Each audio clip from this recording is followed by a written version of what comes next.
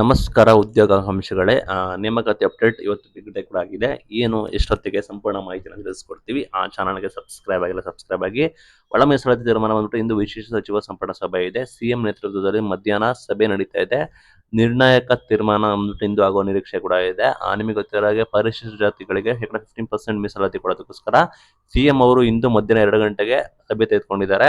April 16ರಂದು ನಡೆದ ಸಚಿವ ಸಂಪುಟ ಸಭೆಯಲ್ಲಿ ತೀವ್ರ ಚರ್ಚೆಗಳು ನಡೆದಿದೆ. ಅದರ ಅನ್ವಯ 50% ಬದಲಿಗೆ 50% ಮಾತ್ರ ಕೊಡಬೇಕು ಅಂತ ಕೂಡ ಹೇಳಿದ್ದಾರೆ.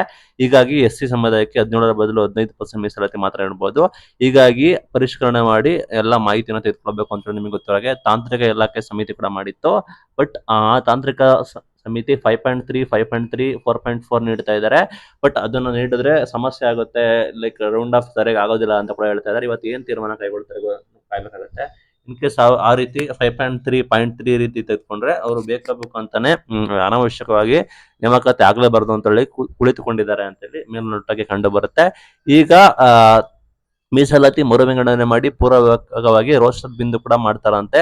ಎಲ್ಲಾ ರೀತಿ ಮುಖ್ಯಮಂತ್ರಿಗಳ ಜೊತೆ ಪ್ರತ್ಯೇಕ ಸಭೆ ಮಾಡಿ ತೀರ್ಮಾನ ಕೈಗೊಳ್ತೀವಿ ಅಂತ ಹೇಳಿದ್ದಾರೆ. ಪ್ಲಸ್ ಇವತ್ತು ವೆರಿ ವೆರಿ ಬಿಗ್ ಡೇ ಕೂಡ ಆಗಿರುತ್ತೆ.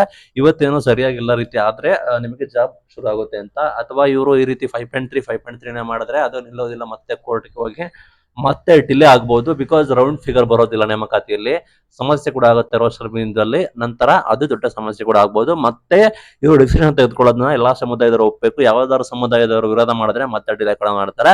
ಅಂದಾಜು ಇವತ್ತಿಗೆ ಒಂದು ಐಡಿಯಾ ಬರುತ್ತೆ ನಮಗೆ ಏನಾಗ್ಬೋದು ಅಂತ. ದಯವಿಟ್ಟು ಚಾನಲ್ನ ಸಬ್ಸ್ಕ್ರೈಬ್ ಆಗಿರಿ. ನಾವು ಏನು ಅಪ್ಡೇಟ್ ಬರುತ್ತೆ ನಾವು ತಿಳಿಸ್ಕೊಡ್ತೀವಿ. Thank you.